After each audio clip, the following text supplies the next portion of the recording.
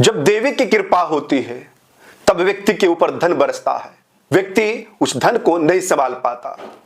पहले देवता तक पहुंच तो आप जाइए, देवता तक कोई पहुंचता नहीं और धन प्राप्ति के लिए, छोटे धन के लिए, कम धन के लिए दौड़ता रहता है, हर समय इच्छाओं के लिए। जब भी संकल्प लेता है तो उसमें मांगता है। आपने कभी देखा, आप मंदिर जाते हैं, 100 रुपए का प्रसाद लेते हैं और देवता को दिखा करके उस प्रसाद को स्वयं में या लोगों में बांट देते हैं, पर फिर भी आपके कार्य पूर्ण हो जाते हैं। तो देवी की कृपा अनंत है। शरीर का जब आवरण बिगड़ जाता है वही मूल कारण होता है दुख का। शरीर में से जब आवरण को आप समाप्त करने के लिए ही मां बगलामुखी के मंत्र को जप कीजिए। भक्ति में लीन गरीब सुदामा भी दरिद्र से अमीर बन जाता है, निर्धन से धनी बन जाता है, तो फिर आप भी क्यों नहीं बन सकते। ओम बगलामुखी गदाधारिणी नमः। मां बगलामुखी के प्रिय साधकों सभी को नमन। मां बगलामुखी की कृपा सदैव आपके ऊपर बनी रहे। आप हमेशा देवी का चिंतन भजन करते रहें और आपके दुख दरिद्रता सब समाप्त हो जाए, यही देवी से मैं प्रार्थना करता हूं।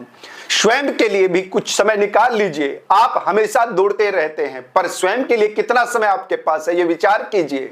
आप कितना देवी के लिए बैठ पाते हैं, कितना समय आप मंत्र जप करते हैं। आप हमेशा दौड़ते हैं, हमेशा मांगते रहते हैं कि कहीं से मेरा ये कार्य हो जाए, कहीं से ये मेरा कार्य हो जाए, कहीं से मुझे धन प्राप्त हो जाए, किसी प्रकार से इस रोग से मुक्ति मिल जाए, कैसे भी करके ये मुकदमा विवाद चल रहा है इससे मुझे छुटकारा मिल जाए। आप दौड़ते हैं।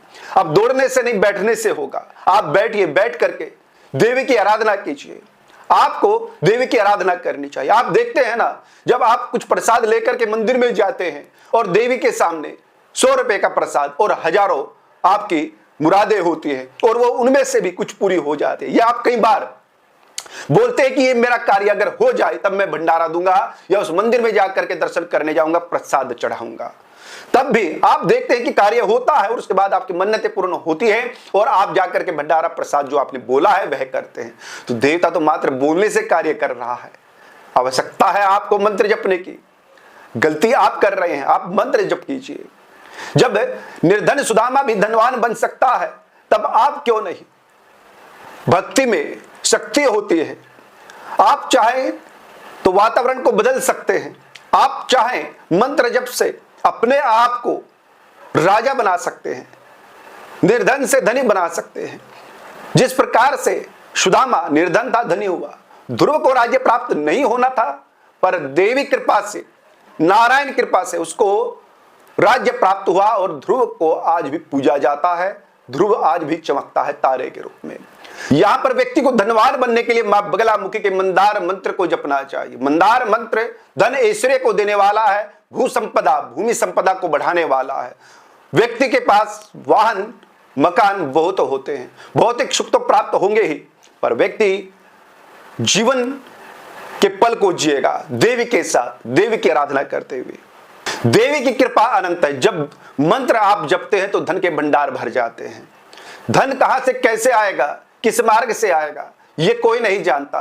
क्या धन आप कमाते हैं, आपको पता है कि आपका धन संपत्ति कहां नष्ट हो जाती है? नहीं पता ना। आप चाहते हैं कि आपको भूमि में नुकसान हो, आप चाहते हैं कि आपकी दुर्घटना हो, आप चाहते हैं कि आपके ऊपर कर्ज हो, पर हो जाता है ना, तो ये पाप है। तो इसी प्रकार जब देवी की कृपा होती है तब कहां से धन आए, कहां से भूमि आपको मिल जाए, किस प्रकार से व्यवस्था हो जाए। कई बार व्यक्ति होता कर्ज में है पर फिर भी मकान बना लेता है, वाहन खरीद लेता है। तो ये देवी कृपा ही है। इस कृपा को आप समझिए। मंदार मंत्र को जपना है। मंदार मंत्र का सर्वप्रथम 1 लाख मंत्र आप जप कीजिए। 1 लाख मंत्र के जपने से मंत्र चेतन अवस्था में होता है। उसके उपरांत 10 माला प्रतिदिन आप जपेंगे तब भी आपका व्यापार कार्य फलने फूलने लगेगा। नौकरी नहीं लगी है, नौकरी लग जाएगी। दरिद्रता समाप्त करने वाला यह मंत्र है। जो व्यक्ति हमारे कथन को सत्य मान करके देवी की आराधना करेगा वो निश्चित रूप से धनवान होगा। धनवान का अर्थ है भौतिक सुखों की प्राप्ति। ये नहीं मैं कहता कि अंबानी हो जाएगा, क्योंकि अंबानी का अपना प्रारब्ध है, अपना पुण्य है और आप कष्ट भोग रहे हैं। तो यहां पर जब करने से आप जब उस कष्ट का, पाप का क्षय हो जाएगा तो पुण्य का उदय होगा। सर्वप्रथम व्यक्ति मंत्र जपता है तो उसका उच्चाटन होता है, क्योंकि पाप उसको मंत्र जपने से रोकता है, उसको साधना करने से रोकता है, उसको यज्ञ करने से रोकता है। पर व्यक्ति को फिर भी मंत्र जप करते रहना चाहिए। जब उसका पाप जल जाएगा व्यक्ति का पुण्य उदय होगा और व्यक्ति संपन्न होगा। सब आपके मित्र हो जाएंगे, सब आपसे प्रेम करेंगे, किसी प्रकार का कर्ज नहीं होगा, न दरिद्रता होगी। तो मां बगलामुखी के मंत्र का जप कीजिए, स्वरूप का ध्यान कीजिए। और मां बगलामुखी के मंदार मंत्र इस प्रकार से है, ओम श्रीम ह्रीम एम भगवती बगले में श्रियम दे दही। इसमें मां त्रिपुरा सुंदरी का मंत्र है, महालक्ष्मी का मंत्र है, सरस्वती का बीज मंत्र है और मां बगलामुखी का है।